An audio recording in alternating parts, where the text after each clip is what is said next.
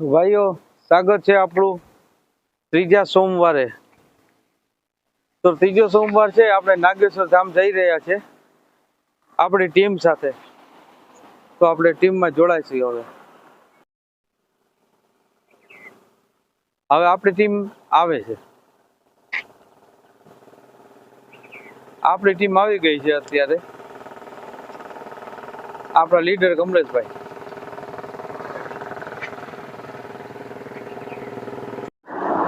હવે આપણે કરીમભાઈ યારે મુલાકાત કરીએ. તો આ છે કરીમભાઈ. કરીમભાઈ 35 વીઘા જમીન છે, પણ છતાં પણ નિસ્વાર્થ ભાવે એ મહાદેવની સેવા કરવા આવે છે.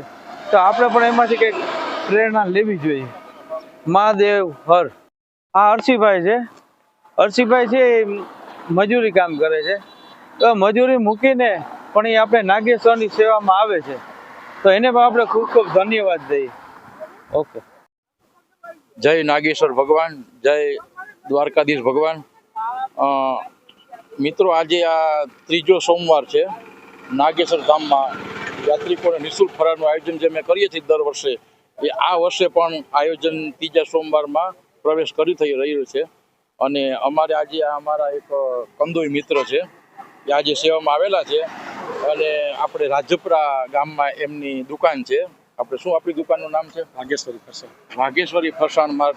અને બહુ મોટા કારીગર છે અને સરસ મજાની દુકાન છે. અને આ સાતમ આઠમનો પોતાનો ધંધો અત્યારે પડતો મૂકી અને આજે અમારી નાગેશ્વરની સેવામાં આવેલા છે.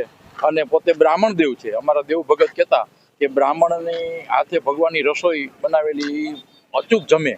એટલે ભગવાન ભોળાનાથ આજે અમારા વિનોભાઈના હાથનું જે બનાવ છે આજે ફરાર, તો એ ગ્રહણ કરશે ભગવાન ભોળાનાથ. તો એવા શ્રી વિનુભાઈને હું જય સિયારામ અને હું એને બ્રાહ્મણ તરીકે પગે લાગુ છું. બરાબર. તમારે કઈ જય સિયારામ મિત્રો. આજે અમે નાગેશ્વર જઈશ તો આ મારા દેસુર બાપા છે. આપણે ગયા વખતે કીધું હતું કે દર વખતે સેવામાં આવે જ છે. અને નારણપુર ગામના રહેવાસી છે. અને પૂજ્ય મોરારી બાપુ ઘણીવાર રમૂજમાં એમ કહે કે જ્યાં મેળો ત્યાં રામદાસ ભેળો.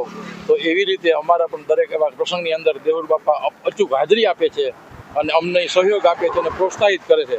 એવા દેવુર બાપુને હું વંદન કરું છું. દેવુર બાપા જય સિયારામ. જય સિયારામ, જય નાગેશ્વર ભગવાન. અમારા ગોપાલભાઈ છે, અમારા મિત્ર છે અને જામરાવલ અમારા ગામના જ નિવાસી છે.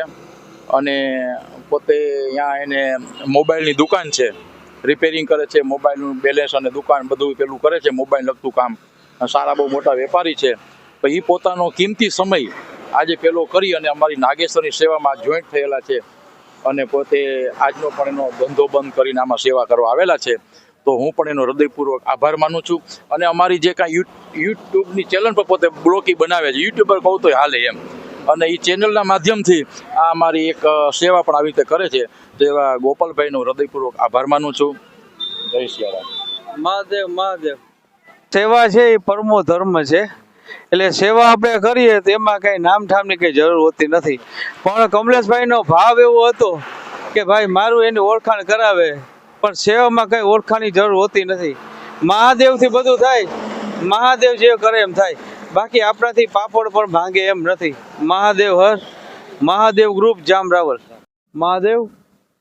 આ મારો છોકરો છે સુજલ ચૌહાણ. હવે ડિપ્લોમા કેમિકલ એન્જિનિયર કરે છે. તો રજામાં આવ્યો છે કમલેશભાઈ સાથે. તો કમલેશભાઈનો આગ્રહ હતો કે તમે એનું ઇન્ટ્રોડક્શન પણ કરાવો. એને એવી ઈચ્છા થઈ કે મારે પણ સેવા કરવી છે. તો એ પણ એ સેવામાં જોડાવાનો છે. તો મહાદેવ એની બધી ઈચ્છા પૂરી કરે અને કમલેશભાઈને એના આશીર્વાદ મળે, એ જ મહાદેવના ચરણોમાં પ્રાર્થના. મહાદેવ હર. મહાદેવનું મંદિર છે. હવે આપણે તમને નેક્સ્ટ એટલે બીજા બ્લોગમાં હું તમને વિડીયો શેર કરું છું. મહાદેવ હર.